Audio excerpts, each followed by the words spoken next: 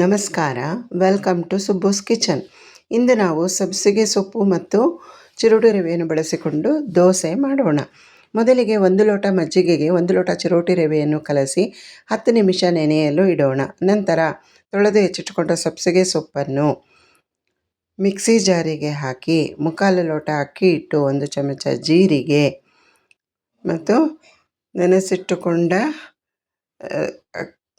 ಚಿರೋಟಿ ರವೆ ಮತ್ತು ಮಜ್ಜಿಗೆ ಮಿಶ್ರಣವನ್ನು ಮಿಕ್ಸಿ ಜಾರಿಗೆ ಹಾಕಿ ರೆಡಿ ಇಟ್ಟುಕೊಂಡ ಎಲ್ಲ ಪದಾರ್ಥಗಳನ್ನು ಮಿಕ್ಸಿ ಜಾರಿಗೆ ಹಾಕೋಣ.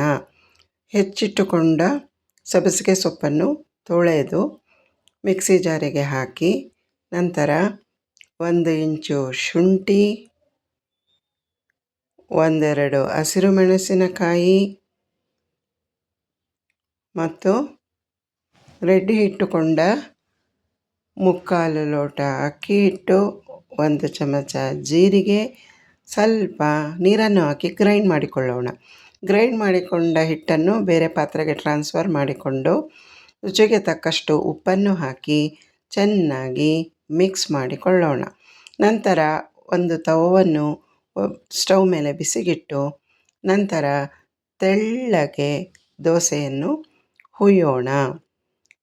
ತೆಳ್ಳಗೆ ದೋಸೆಯನ್ನು ಹುಯ್ದು ಎಣ್ಣೆಯನ್ನು ಹಾಕಿ ಎರಡೂ ಬದಿಯಲ್ಲೂ ಹದವಾಗಿ ಬೇಯಿಸಿಕೊಳ್ಳೋಣ. ದೋಸೆ ಹುಯ್ಯುವಾಗ ಉರಿಯನ್ನು ಸಿಮ್ಮಲ್ಲಿ ಇಟ್ಟುಕೊಳ್ಳೋಣ. ನಂತರ ಬೇಯಲು ಸ್ವಲ್ಪ ಉರಿ ಜೋರು ಮಾಡಿ ಮೀಡಿಯಮ್ ಉರಿಯಲ್ಲಿ ಎರಡೂ ಬದಿಯಲ್ಲೂ ಹದವಾಗಿ ಬೇಯಿಸಿಕೊಂಡರೆ ಸಾಫ್ಟಾಗಿ ರುಚಿಕರವಾಗಿ ದೋಸೆ ರೆಡಿಯಾಗುತ್ತದೆ. ನಾನು ಇದನ್ನು ಚಟ್ನಿ ಜೊತೆಗೆ ಸರ್ವ್ ಮಾಡಿದ್ದೇನೆ. ನೀವು ಇಷ್ಟ ಬಂದ ಸೈಡ್ ಡಿಶ್ ಜೊತೆ ತಿನ್ನಬಹುದು. ಬಹಳ ರುಚಿಕರವಾದ ಇನ್ಸ್ಟೆಂಟಾಗಿ ಮಾಡಿಕೊಳ್ಳಬಹುದಾದ ಸಬ್ಬಸಿಗೆ ಸೊಪ್ಪು ಮತ್ತು ರವೆ ದೋಸೆ ಸವಿಯಲು ಸಿದ್ಧ. Please do share, like and subscribe. ಧನ್ಯವಾದಗಳು.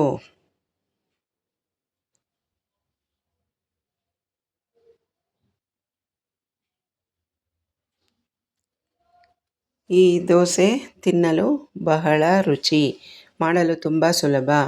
ಹೇಗೆ ಆಯಿತೆಂದು ನೀವು ಮಾಡಿ ನನಗೆ ಕಮೆಂಟಲ್ಲಿ ತಿಳಿಸಿ. Thank you.